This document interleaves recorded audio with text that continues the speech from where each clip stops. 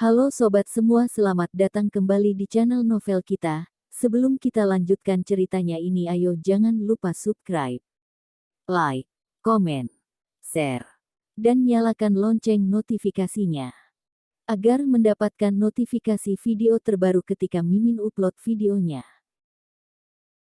Dr. Stranger Thomas Kin, bab 395 jadi dendam. Melihat Jackie berlutut seperti itu, seketika membuat ekspresi para teman sekelas Angelin berubah.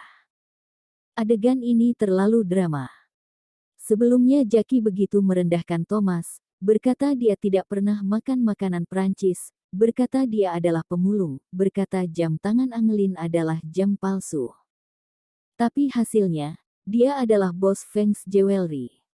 Kamu hanya wakil manajer, sombong apa di depan bos. Sekarang rasain kehilangan pekerjaan. Ekspresi Rahel sangat jelek. Awalnya dia datang ke reuni teman sekolah demi untuk menyombongkan diri di depan Angelin. Tapi malah dikalahkan habis-habisan oleh Angelin. Terlebih lagi, pacarnya berlutut di depan pacar Angelin, benar-benar memalukan. Jackie Wei, apa yang kamu lakukan? Kamu kenapa berlutut kepadanya? Kamu terlalu memalukan. Masih tidak apa-apa kalau Rahel tidak berbicara, tapi begitu berbicara, Jackie langsung marah. Sialan, tutup mulutmu. Kemudian, Jackie berdiri dan langsung menendang perut Rahel. Kalau bukan karena kamu mencelakaiku, apakah aku akan dipecat oleh perusahaan? Jackie berkata ke seluruh orang di ruangan sambil menunjuk Rahel. Dialah. Pas siang tadi, bersikeras mau membandingkan diri dengan Angelin di restoran Prancis. Angelin ke tempat duduk VIP, dia juga mau ke tempat duduk VIP, namun tempat duduk VIP itu ada minimum charge, makan sekali menghabiskan 160 juta. Dia malah pergi dan meninggalkanku di sana membayar bon kita. Awalnya dia berencana meminta putus denganku, namun mendengar kalian reunian, demi punya hal yang disombongkan, dia pun mengajakku ke hotel untuk memohon padaku. Jackie langsung menarik kalung yang dipakai Rahel dan berkata sambil tertawa dingin.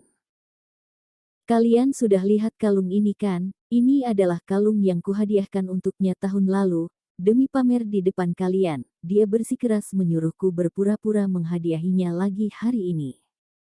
Sialan, kalau bukan karena kamu kesombonganmu, aku tidak akan dipecat. Aku ingin membunuhmu. Sambil berbicara, Jackie maju dan menamparkan wajah Rahel. Kali ini Rahel juga meledak, seakan akal sehat terakhirnya telah ditarik lepas oleh Jackie. Rahel menendang Jackie, hak tingginya tepat menendang bagian tengah celana Jackie.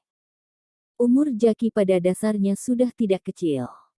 Tendangan ini hampir mengambil nyawanya, dia seketika terjatuh meringkuk di lantai, kedua tangannya menutupi bagian tengah celananya dengan wajah yang pucat. Jackie Wei, kamu berani-beraninya memukulku, aku bertarung habis-habisan denganmu. Satu lelaki satu perempuan mulai berkelahi di lantai. Teman-teman lainnya menonton acuh tak acuh, tidak ada yang bermaksud menghentikan mereka. Kedua orang ini mendapatkan balasan atas perbuatan mereka sendiri. Thomas juga tidak ingin suasana hati mereka terpengaruh oleh orang-orang ini. Angelin, kita pergi. Beberapa teman juga ikut pergi. Angelin dan beberapa temannya masih ingin kumpul-kumpul bersama. Thomas pun tidak ikut. Mereka teman baik berkumpul mungkin masih ingin mengobrol hal-hal pribadi. Hartono pun menyiapkan sebuah hotel yang ada pemandian air panas, membiarkan mereka bermain sesuka hati. Mereka berempat berendam di sebuah pemandian mewah yang sangat luas, sambil minum anggur merah, sambil makan buah yang disiapkan, benar-benar santai. Angelin, kamu kapan menemukan pacar sehebat itu? Kenapa tidak memberitahu kita? Benar, kamu tidak seru. Menikah ke keluarga kaya masih serendah diri ini. Kamu bukan takut kita rebutan denganmu, kan? Hahaha. Wajah Angelin sedikit memerah, dia menunduk dan bimbang sejenak, dia pun berkata sejujurnya dengan teman-teman baiknya ini. Sebenarnya, Dia masih belum jadi pacarku. Dr. Stranger Thomas Kin, bab 396 obrolan mesum. Setelah Angelin menjelaskan hubungannya dengan Thomas secara singkat, teman-temannya pun seketika terkejut. Berarti, kalian masih bukan hubungan kekasih. Kalian bahkan belum pernah peluk-peluk, cium-cium. Begitu mengungkit detail-detail seperti ini, wajah Angelin pun memerah. Jangankan ini, bahkan gandengan tangan saja karena tidak sengaja. Karen adalah orang yang impulsif, dia pun langsung berkata, "Angelin, kamu tidak boleh begitu, kamu tidak boleh terlalu kaku, kalau kamu menolak berkali-kali, kemungkinan dia akan pergi." Ekspresi Angelin berubah aneh. Aku juga tidak menolak, dia juga tidak duluan meminta apapun. Di dalam hati, Angelin sebenarnya sudah menganggap Thomas sebagai kekasihnya, hanya tinggal menunggu kepastian saja. Terlebih lagi, ibunya sudah memberikan harta warisan keluarganya kepada Thomas, artinya keluarganya juga sudah setuju. Tapi hubungan mereka berdua masih belum dibicarakan secara pasti, makanya Angelin dilema seperti ini. Mendengar kata-kata Angelin, ketiga teman baiknya terdiam sejenak, kemudian berkata, "Angelin, kalau begitu, maka kamu harus mengambil inisiatif. Mungkin kepribadian pacarmu memang seperti itu, tipe-tipe pasif, kamu yang ambil inisiatif saja. Benar, lain kali kamu cari kesempatan, pas sedang nonton atau apa, kamu kecup dia.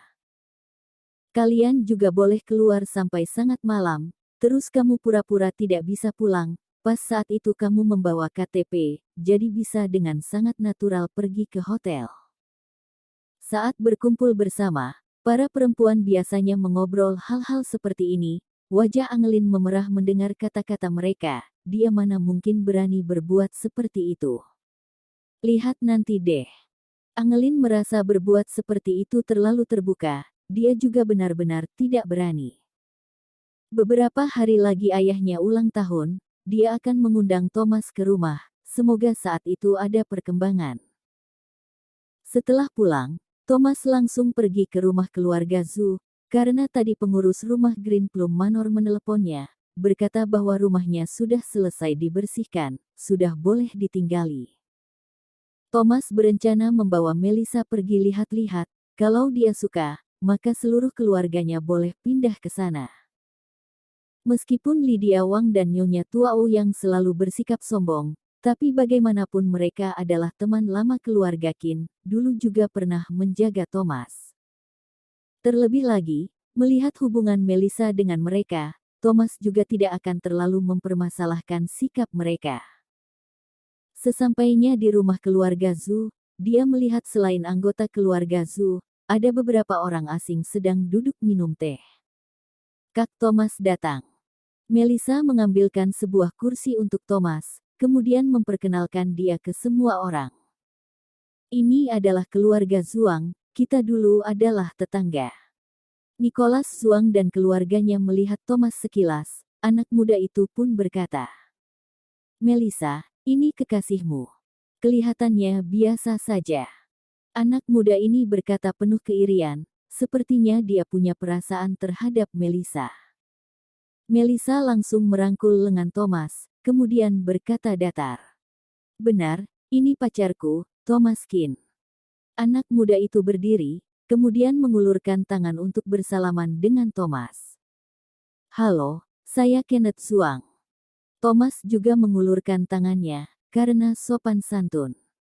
Sudut bibir Kenneth tersenyum merendahkan, ketika tangan mereka bersalaman, dia langsung mengeluarkan tenaganya. Kenneth pernah wajib militer selama beberapa tahun. Kekuatannya di dalam pasukan juga termasuk yang paling atas, di kondisi puncak, dia pernah meremas batu bata sampai hancur, tenaga tangannya sangat besar. Dia hanya perlu menggunakan 30% tenaganya, orang biasa sudah tidak bisa tahan. Kali ini, dia memakai 50% tenaganya, dengan maksud ingin memberi Thomas peringatan. Namun, wajah Thomas tidak berubah sedikit pun, tangan Thomas seperti sebuah handuk, sangat lembek, diremas sama sekali tidak ada reaksi. Apa orang ini tidak bertulang? Bersambung.